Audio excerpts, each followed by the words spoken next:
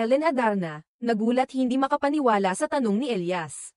Si Ellen Adarna, kilalang aktres at mapagmahal na ina, ay hindi napigil ang maging emosyonal matapos ang isang napakatamis at makahulugang sandali kasama ang kanyang anak na si Elias Modesto Cruz. Noong Huwebes, 15 ng Mayo, nagbahagi si Ellen ng isang video sa kanyang Instagram kung saan makikitang buhat niya si Elias, isang bahagi ng kanilang gabi-gabing bonding na talaga namang pumukaw sa damdamin ng maraming netizen. Sa kanyang caption, ibinahagi niya ang kahalagahan ng mga ganitong sandali sa kanila bilang mag-ina. Aniya, I carry my sweet boy every chance I get, until the day I can't anymore. He's growing up so fast, but for now, this 81 pounds not so little boy still fits perfectly in my arms. And my heart's holding on even tighter. Marami sa kanyang followers ang naantig sa kanyang mga salita at pinuri ang pagiging malapit nila sa isa't isa.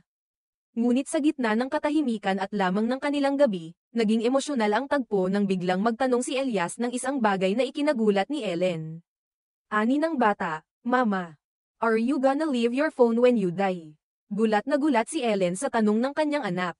Nagpakita siya ng pag-aalala at sinabing, Hala, why man? You'll have your own phone by then. Why are you thinking about me dying? Dahil sa pag-uusap nilang iyon, napaiyak si Elias at ipinaliwanag niyang nais niyang mapanood pa rin ang mga video nila kahit wala na ang kanyang ina. Ibinulalas niya na gusto niyang panatilihin ang mga alaala ng kanilang pagsasama, na siyang lalong nagpabigat sa damdamin ni Ellen.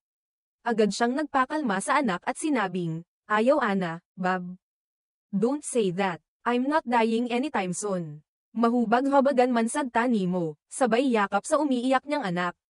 Sa mga sumunod na bahagi ng kanyang post, inamin ni Ellen na matindi ang naging epekto ng usapan nila ng kanyang anak. Ayon sa kanya, hindi niya inaasahang maririnig ang ganoong tanong mula sa isang batang edad pa lang. Ngunit sa likod ng emosyon, malinaw ang mensahe, malalim ang koneksyon nilang mag-ina at mahal na mahal siya ni Elias. Makikita sa tagpong ito ang kahalagahan ng bawat sandali sa pagitan ng magulang at anak. Para kay Ellen, hindi lang simpleng parte ng kanilang routine ang pagbubuhat niya kay Elias. Kundi isang paalala na habang lumalaki ang bata, dapat ay hindi rin mawala ang emosyonal na koneksyon. Tunay ngang naging emosyonal hindi lang si Ellen kundi pati na rin ang mga netizens na nakapanood ng video. Marami ang nakarelate sa takot ng isang bata na mawala ang kanyang magulang at sa pagmamahal na di matutumbasan ng anumang bagay.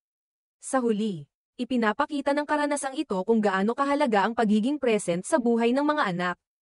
Ang mga simpleng yakap, lamang, at pakikipag-usap sa kanila ay may lalim at bigat sa puso na mahirap tumbasan.